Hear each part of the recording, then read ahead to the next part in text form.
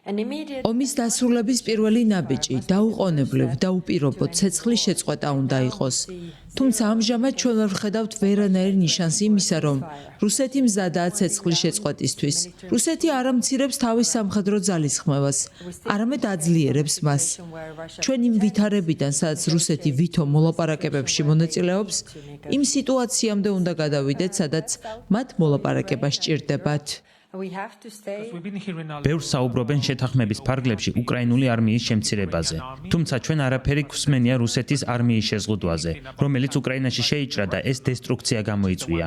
რამდენად სწორი მიდგომაა ის, რომ უკრაინა დათანხმდეს შეამციროს თავისი არმია, როცა რუსეთი სამომავლო იერიშებისთვის სამხედრო ძალების გაძლიერებას თავისუფლად შეძლებს. თუ გსურს, რომ ეს ომი აღარ გაგრძელდეს, მაშინ უნდა შევზღუდოთ რუსეთის არმია და მათი სამხედრო ბიუჯეტი.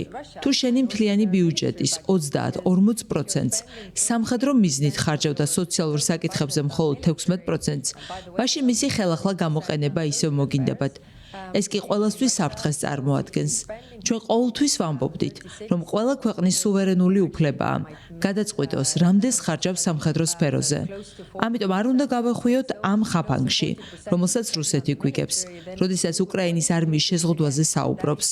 უკრაინას რუსეთზე იერიში არასდროს მიუტანია. არც ის 19 ქვეყანა დასხმია მას თავს, რომლებსაც რუსეთმა შეუტია.